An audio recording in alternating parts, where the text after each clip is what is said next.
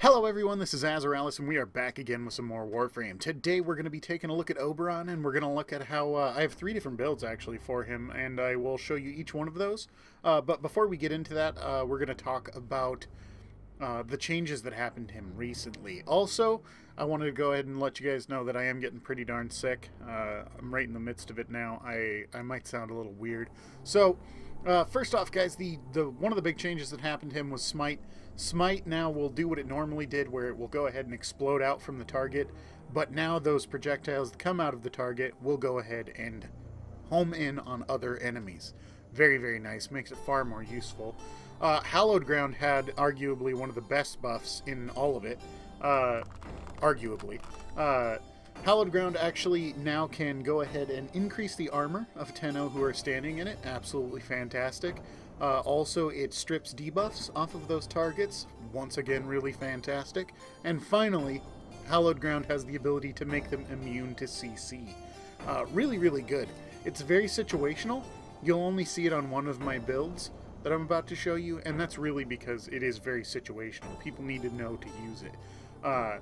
If you're in like melee team comps and stuff, this thing is absolutely amazing for melee team comps. But next up, guys, there was a lot of changes that happened to Renewal. If I were you, I would go check out the wiki if you're really, really concerned about the changes. Honestly, it's hardly noticeable. Pretty much I went onto the wiki just long enough to go ahead and figure out what I needed to do to maximize its capabilities for the specific build I use it on. Other than that, I wasn't too interested in the other changes that had happened.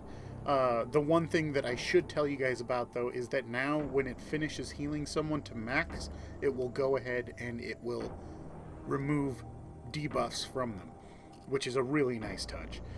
Finally, guys, obviously the one that everybody is talking about lately is the Reckoning change. Now, when you lift up a target and you slam them on the ground and they don't die, Reckoning forces a radiation proc on them. So actually, it's completely amazing. We're actually getting both hard CC and soft CC out of this thing. It's just fantastic. And I'm also slightly appalled that I don't see more and more Oberon showing up in high-level content, because he's absolutely amazing now that they've buffed him.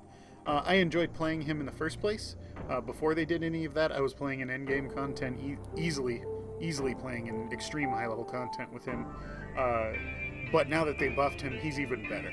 And really, it's just a shame that people aren't adhering to that. Also, guys, I want to tell you, any of your friends who might be playing, any of those kind of people, you really need to spread the word around. You can send them here if you want.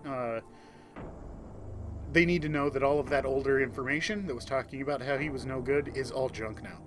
Those videos are all junk. You know, the forum posts, they're all junk. They don't mean anything.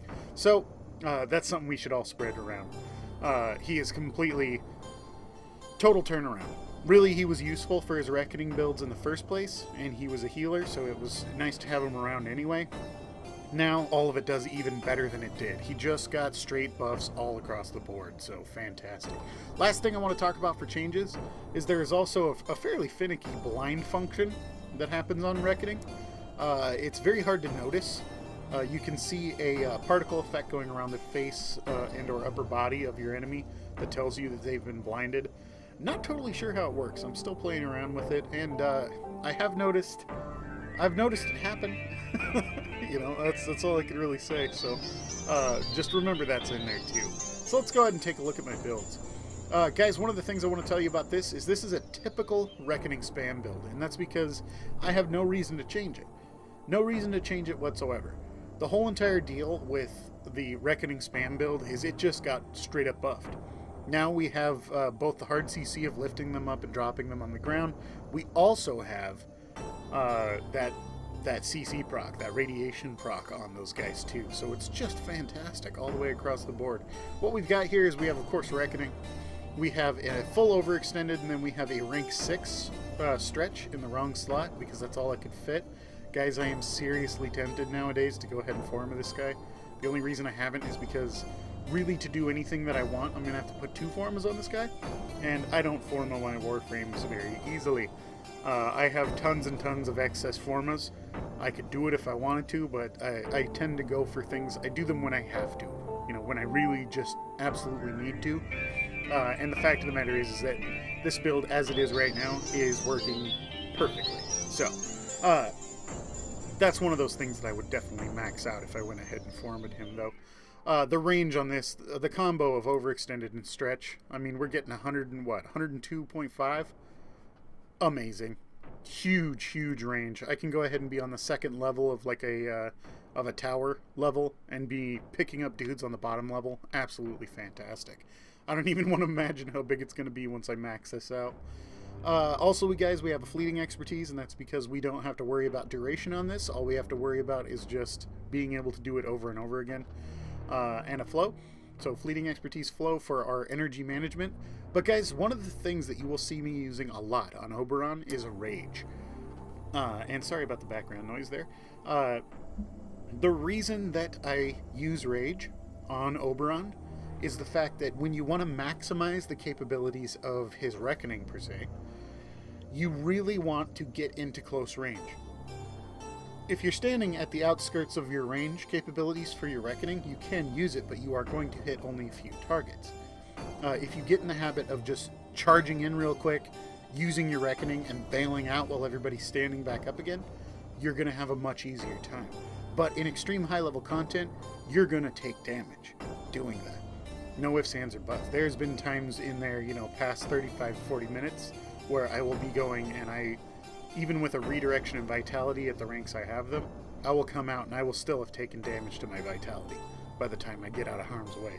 So, that makes that perfect. I can go ahead and just get extra energy out of it. And it's a V polarity slot, so it works perfect on his natural stuff.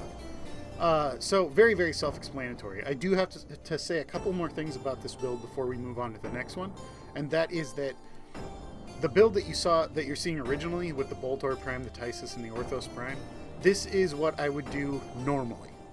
If I was in a group with just random people from the internet that I had never played with before, things like that, this is the kind of setup I would use because I can't fully trust other people to take care of all the damage that is needed. So, when I am in a group that is a full pre-made of people that I know and I trust, and I know have solid builds on their frames, the build I actually go for is full support. I go full support, and that is I run a Torrid on him, and I run it in either the viral build, as you see here. Very simple. I don't have to talk about this. We've talked about this 100 times in other videos. Status chance, where we're going viral and radiation damage against multiple targets with a huge AoE. Or I will go the corrosive route so that I can add more corrosive procs, depending on the group, of course. But I also always rock a Tysus in either build. The Tysus is just absolutely fantastic in extreme high-level content for going ahead and just being able to double tap targets and getting 4 to 6 corrosive procs on them and having guaranteed CC and viral proc. Absolutely fantastic. It has a little bit of issues dealing with multiple targets. So as you can see from this build right here, I do use a maxed out gunslinger on it. If I was going to go ahead and Forma, I'm actually not totally sure what I would do with that. I might go for yeah, I'd probably go for punch through, to be quite honest, so that I can better deal with groups of people. Yeah, that is exactly what I would do, because I am not concerned with the amount of damage that this thing deals at all. I'm only concerned with the fact that it has 100% status chance, just like the Torrid. So when I'm with a solid group that I know is real good, I can go ahead and I can run a full support, and I can literally change the way the game is going. Because when you take a Warframe like a Oberon who has a Reckoning spam, you are taking some ridiculous hard CC, soft CC combo with immense range, and you give him the ability to absolutely debuff targets to no end, multiple targets at once. You're actually having someone who is going to impact the gameplay from start to finish. The only time he's going to be a little bit of a nuisance is during the fight with Vor and T4 content. Which, guys, once you figure it out, once you figure Vor out, he's not hard. He's not hard at all. You just gotta stay mobile, and you gotta DPS that little spot in the middle of him. Very simple. So, obviously this guy is geared for going far beyond Vor. And that's what he's for. But, like I said, before we move on to the next one, I will go back to the original build, and that is, if I'm going to be in there and I'm going to be with people I don't know, I would much prefer be packing a Boltor Prime, just for the sheer damage capabilities. If I need to take him down, I could take him down. So, next up, guys, we have another build for him, and it's a fun build. So, guys, don't think that you can take this into extreme high-level content. If you were trying to go in a full melee group or something like that, or a focused melee group, maybe this thing would work out okay, but this is a melee build, so I'm going to say that it's not for extreme high-level content. You can easily take this build into T4, but it's going to start becoming a real problem when you get into the later sections of that. So, all we're doing here, guys, is really the same deal. It's just this time we have Hallowed Ground. We're going for an extreme amount of range. We don't really care that this thing, we're going to be running off of the base amount of duration on this. And we've got a Reckoning too, so it's pretty much a Reckoning spam build. But we're rocking Steel Fiber and Vitality and Quick Rest, which is going to allow us to do our melee type stuff. Once again, we're using Rage, which this time we have barely any shields to speak of, so we are going to be constantly using, constantly getting energy back to go ahead and put down more Hallowed Grounds and more Reckonings. Just to remind you guys, we're at 255 right now. This Hallowed Ground will buff his armor even further. So it's actually a pretty awesome build. He's a very good, like, supporty kind of melee guy. It's a lot of fun. Other than that, it's just a streamline and a flow for our energy management purposes. Definitely not as spammy as the original build, but you can do some really cool melee damage with this thing. And it's a lot of fun to play. Finally, we have a sniper build, a really weird sniper build. It's not quite as useful as other sniper builds on other characters, like the Volt sniper builds I've shown you, but it is actually incredibly powerful. And that is because you are going to be taking down priority targets like a sniper should, of course, but the whole entire time you have Renewal. And one of the things about Renewal is that it has an infinite range. You don't need anything increasing its range capabilities at all. The only two things that concern you when you want to maximize your Renewal is Power Strength, of course, and that's for your initial heal that it does. At a base for rank 3, it does 200 points, and that is increased by your Power Strength.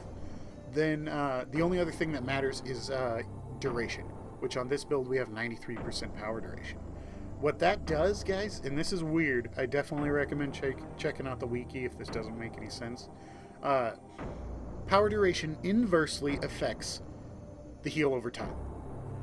Essentially what it's doing is it goes ahead and it will still do the maximum amount of heal over time, but the more power duration you put on it, the shorter period of time it takes for it to get to that maximum amount of heal over time.